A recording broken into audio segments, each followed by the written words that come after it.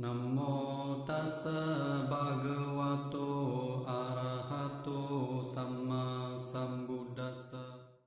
사람이 죽으면 망자는 기억의 방 같은 곳으로 간다고 하죠. 그래서 거기에서 자기가 이번 생에서 했던 일을 모두 보게 된다고 합니다.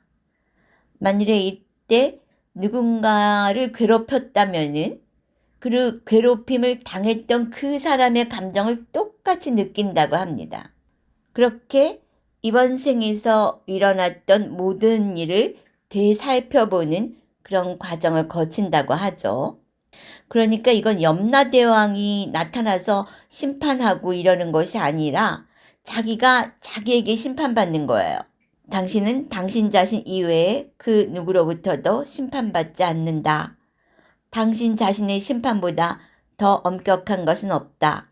그러니까 자기가 했던 일을 그 전체적인 입장에서 보니까 자기가 무슨 짓을 했는지 누구보다도 더 정확하게 알게 된다고 하는 것이죠. 그래서 자기가 좋은 일을 했을 때는 그 상대방이 느꼈던 그 즐거움을 같이 느끼고, 자기가 누군가를 괴롭혔다면은 그 괴롭힘을 당했던 사람의 괴로움이 자기한테 똑같이 느껴진다고 하는 것이죠. 그러니까 우리가 이 부분을 정확히 알아야 되는데, 지상에서 그렇게 소중히 여겼던 그 온갖 시시껄렁한 자만과 거짓된 가치들이 결국 무의미한 것이었구나 하는 걸 알게 되는 거죠. 그러한 자기가 살아온 과정을 보면서 그런 것들이 아니라 자기가 대상에게 어떻게 했는가 하는 그것만이 중요하더라 하는 거예요. 그리고 또 그게 까르마가 되기도 하고요. 당신은 지상에서 누렸던 지위와 재산이 전혀 당신을 위대하게 만들어주지 않았음을 깨닫게 된다. 그러니까 이런 과정을 거쳐서 죽음 이후에 이 사람은 조금 더 성숙한 그런 상황을 만나게 되겠죠. 오히려 빈천하고 낮고 가난했던 사람들이야말로 스스로 가장 만족스럽고 높은 평가를 내리곤 한다. 그러니까 자기의 재산 유무나 학력의 높낮이를 떠나서 인생에 있어서 얼마나 정직하고 성실하고 탐진치 없이 살았느냐, 바로 이런 사람들이 제대로 살았다 하는 평가를 받는다고 하는 것이죠.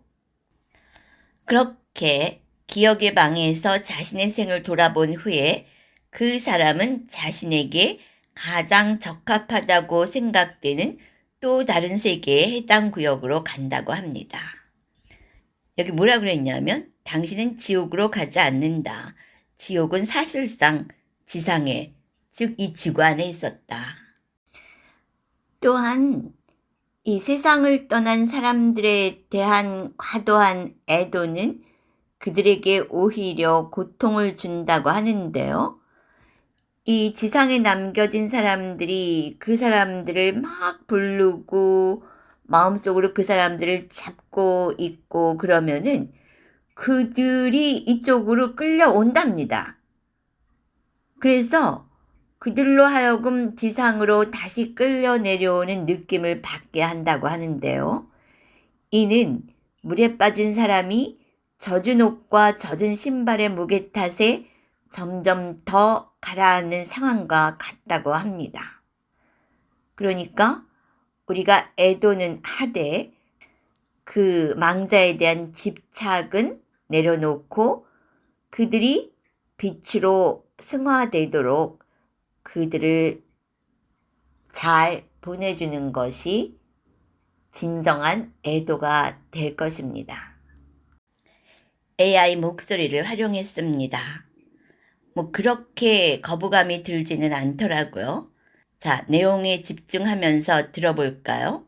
당신은 갑작스런 당혹감과 충격 속에서 진심으로 사랑하는 사람을 잃은 적이 있는가? 당신은 해가 구름 뒤로 물러나서 다시는 당신을 비추지 않으리라고 느껴본 적이 있는가? 가까운 사람을 잃는 것은 참으로 비극이지만 불필요한 미련을 버리지 못하는 한 그것은 당신 자신은 물론이고 앞서 간 그 사람에게도 비극이 된다. 이번 교과에서 우리는 슬픔과 우울함이라는 주제에 관해서 논하고자 한다. 세상을 진정 제대로 바라보려면 죽음은 애도하거나 슬퍼해야 할 문제가 아님을 인식해야만 한다. 일단 사랑하는 사람이 소위 죽음이라는 단계에 이르렀을 때 우리가 겪게 될 일들을 알아보자. 우리는 평소처럼 별다른 걱정거리나 성가심 없이 살아가고 있다. 그러다가 갑자기 애지중지하는 누군가가 우리의 곁을 떠나버렸다는 청천벽력 같은 소식을 듣게 된다. 그 즉시 심장이 쿵쾅쿵쾅 뛰고 두 눈의 눈물샘은 내부의 긴장을 완화시키기 위해 수분을 잔뜩 머금는다. 우리는 더 이상 밝은 장밋빛의 활기찬 색채를 보지 못한다. 모든 것이 우울한 잿빛으로 뒤덮이고 쨍쨍하던 밝은 여름날이 납덩이처럼 흐린 겨울의 하늘처럼 울적하게만 보인다. 이젠 친구가 되어버린 전자 이야기로 또 한 번 돌아가야겠다. 우리가 갑작스런 슬픔과 비탄으로 고통받게 되면 우리 두뇌에서 생성되는 전압이 변화되고 때론 전류의 방향까지 뒤집히면서 우리의 찌푸린 눈은 이전의 장밋빛 세상이 아니라 잿빛 세상을 보게 된다. 이것은 육체적으론 당연한 현상이다. 그러나 육체의 이런 끔찍한 끌어내림 탓에 우리는 더욱 위대하고 행복한 삶으로 새롭게 진입한 그 영혼을 유체 수준에서도 흔쾌히 반겨주지 못하는 처지가 된다. 사랑하는 친구를 먼 곳으로 떠나보내는 것은 참으로 슬픈 일이다. 그러나 지상에서는 언제든 편지를 쓸 수 있고 전보를 칠 수 있으며 전화도 사용할 수 있다는 사실이 위안거리가 된다. 반면 죽음의 저편과는 어떤 교신의 여지도 없는 것처럼 보인다. 당신도 망자들이 우리가 닿을 수 없는 곳에 있다고 생각하는가? 기쁘게도 그것은 완전히 잘못된 생각이다. 단언하지만 실제로 저명한 과학센터에는 육체를 떠난 영혼들과 교신을 가능케 해줄 도구를 연구하는 여러 분야의 과학자들이 있다. 이것은 몽상도 환상도 아니다. 수년 동안 보도되어 온 공식 뉴스의 내용이다. 그리고 최근의 과학 관련 보고서에 의하면 그들의 연구가 머지않아 대중적 지식이자 자산이 될 희망이 있다고 한다. 그러나 망자들과 교신을 할 수 없는 상황에서도 우리는 그들에게 여러 가지 도움을 줄 수 있다. 한 사람이 죽을 때 그의 생리적인 기능은 점점 속도가 떨어지다가 이내 정지해버린다. 우리는 앞선 교과에서 인간의 두뇌가 산소결핍 상태가 되면 몇 분밖에 생존하지 못한다는 사실을 알았다. 그러니까 인간의 두뇌는 육체 중에서 첫 번째로 죽는 부분이다. 두뇌 기능이 정지했다면, 즉 뇌사 상태라면 그의 회생은 불가능하다. 우리가 죽음을 시간이 걸리는 사건으로 묘사하는 데는 그럴 만한 이유가 있다. 뇌사 후에는 두뇌의 명령과 인도가 끊어진 다른 조직들도 활동을 멈춰간다. 그것들은 마치 운전자가 자리를 뜬 자동차의 처지와 같다. 운전자는 시동 모터를 끄고 차를 떠났다. 엔진은 남은 동력으로 한두 차례 움찔대겠지만 이내 식어갈 것이다. 차의 온도가 낮아짐에 따라 금속들은 수축하면서 삐걱대거나 끽끽거리는 작은 소리를 낼 것이다. 우리의 육체도 마찬가지다. 죽어가는 동안 우리의 근육 조직들은 순차적으로 삐걱대고 끽끽거리고 비틀린다. 보통 사흘에 걸쳐서 유체도 육체와의 연결을 남김없이 영구히 끊어버린다. 아기가 탯줄이 끊기면서 엄마와 분리되듯이 유체와 육체를 연결하던 은줄도 점차 시들어간다. 유체는 부패하고 있는 육체와의 연결 상태를 고작 사흘간 유지할 뿐이다. 죽은 사람은 대체로 이런 경험을 하게 된다. 그는 침대에 누워있고 슬퍼하는 친척이나 친구들이 그를 둘러싸고 있다. 목구멍에선 몸서리치도록 숨이 헐떡이고 임종 직전의 가르랑거림을 끝으로 마지막 거친 숨이 입 밖으로 토해진다. 심장박동도 느려지다가 이내 영원히 정지한다. 이제 그의 신체는 경련을 일으키면서 차가워진다. 투시 능력이 있는 사람이라면 임종의 순간에 시신으로부터 나온 어떤 어렴풋한 형체가 은빛 안개처럼 한동안 그 위를 떠도는 모습을 볼 수 있다. 사흘 동안 유체와 육체를 연결하던 은줄은 점차 빛을 잃어가고 특히 시신과 연결된 부분은 더욱 검게 변한다. 그러고는 마침내 시신에 연결된 은줄의 끝에서 검은 먼지 같은 것이 피어오른다. 그렇게 줄이 느슨히 풀리면 유체는 적당히 상승하여 유체계 너머의 삶으로 안내받게 된다. 하지만 그 전에 유체는 자신이 거주했던 시신을 내려다보는 시간을 가진다. 묘지로 향하는 연구차를 따라가서 실제로 자신의 장례식을 지켜보는 일도 흔하다. 이때 유체는 일종의 쇼크 상태에 빠져있기 때문에 특히 우리의 강좌 내용과 같은 것을 배운 적이 없는 사람이라면 더욱 슬픔도 고통도 혼란도 느끼지 못한다. 유체가 시신을 따라다니는 것은 연이 연줄을 잡고 있는 소년을 따라가는 것 또는 풍선이 묶여있는 트레일러를 쫓아가는 것과 흡사하다. 그렇지만 곧 은줄은 분리되고 이제는 더 이상 은색도 아니다. 유체는 자유롭게 위로 솟아올라 자신의 두 번째 죽음을 준비하게 된다. 이 두 번째 죽음은 전혀 고통스럽지 않다. 두 번째 죽음에 앞서 망자는 기억의 방으로 가서 이번 생에서 일어났던 모든 일을 되살펴봐야 한다. 당신은 당신 자신 이외의 그 누구로부터도 심판받지 않는다. 당신 자신의 심판보다 더 엄격한 것은 없다. 지상에서 그토록 소중히 여겼던 온갖 시시껄렁한 자만과 거짓된 가치들이 결국 무의미한 것이었음을 보면서 당신은 지상에서 누렸던 지위와 재산이 전혀 당신을 위대하게 만들어주지 않았음을 깨닫게 된다. 오히려 빈천하고 낮고 가난했던 사람들이야말로 스스로 가장 만족스럽고 높은 평가를 내리곤 한다. 기억의 방에서 생을 돌아본 후에 당신은 자신에게 가장 적합하다고 생각되는 또 다른 세계의 해당 구역으로 간다. 당신은 지옥으로 가지 않는다. 지옥은 지상에, 즉 우리의 학교 안에 있다고 했던 우리의 말을 믿으라.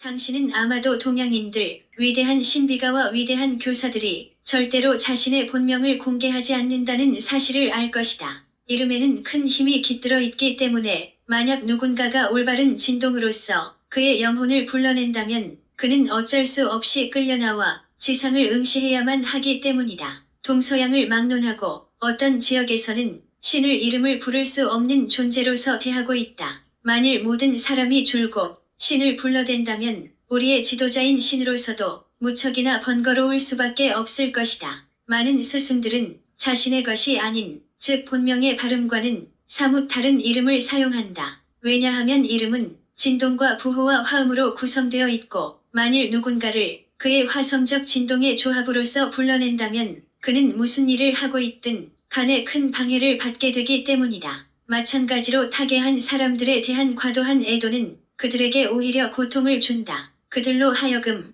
지상으로 다시 끌려 내려오는 느낌을 받게 한다. 이는 물에 빠진 사람이 젖은 옷과 젖은 신발의 무게 탓에 점점 더 가라앉는 상황과도 같다. 진동이라는 주제를 다시 검토해보자. 진동은 지상에서의 삶의 핵심이며 사실상 모든 세계에서의 삶의 핵심이기도 하다. 우리는 진동의 위력에 관한 아주 단순한 신뢰를 알고 있다. 발을 맞추어 행진 중인 병사들은 커다란 다리를 건널 때 오히려 조화를 깨뜨려서 무질서하게 걷는다. 하중을 초과하지만 않는다면 그 다리는 중무장한 차량도 덜덜거리는 탱크도 심지어 군용기차도 건너보낼 수 있다. 하지만 병사들이 일제히 발을 맞추어 행진한다면 그 다리는 상하좌우로 흔들리다가 결국엔 무너지게 된다. 또 다른 예로서 바이올린 연주자의 경우엔 특정한 음정을 수초간 연주함으로써 포도주잔의 진동을 일으켜 그 잔이 놀랄 만큼 크게 깨지도록 만들 수가 있다. 병사들의 행진이 진동에 관한 예시의 한쪽 끝이라면 다른 쪽 끝은 무엇일까? 오맘이란 만트라를 생각해보라. 만일 누군가 옴마니반메훔이라는 단어를 쇠분 동안 일정하게 읊조린다면 그 진동은 환상적인 힘을 발휘할 수 있다. 그러니 기억하라.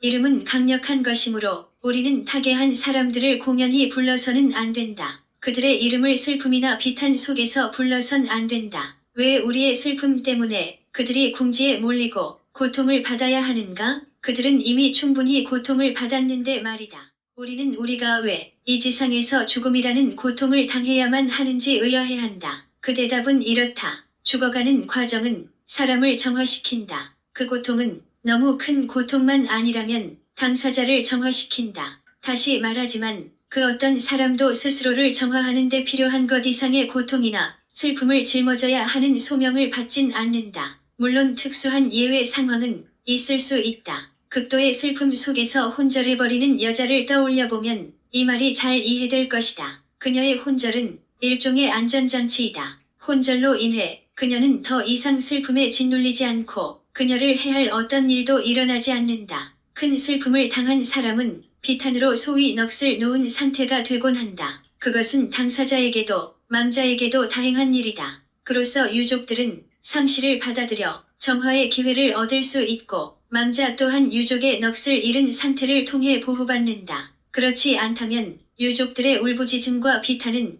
막 세상을 떠난 망자에게 커다란 압박이자 장애물이 될 것이다. 전화를 통해 전 세계의 사람들과 대화할 수 있듯이 때가 되면 우리는 아마 세상을 떠난 사람들과도 쉽게 교신할 수 있게 될 것이다. 이 강좌를 진지하게 공부함으로써 그리고 자신의 위대한 힘과 이번 생과 다음 생의 가능성을 굳건히 믿음으로써 당신은 세상을 떠난 사람들과 접촉할 수 있다. 텔레파시, 투시, 그리고 소위 자동 기술을 통해서 당신은 그렇게 할 수 있다. 그렇지만 후자의 경우엔 자신의 왜곡된 상상을 경계해야 한다. 우리는 상상력을 통제함으로써 그 메시지가 우리의 표면의식이나 잠재의식이 아니라 세상을 떠난 그 사람 우리는 그를 볼 수 없지만 그는 우리를 볼 수 있다. 으로부터 직접 오도록 해야 한다. 힘을 내고 믿음을 가지라. 믿음으로써 당신은 기적을 성취할 수가 있다. 믿음은 산을 움직일 수 있다고들 하지 않는가? 그 말은 진실이다.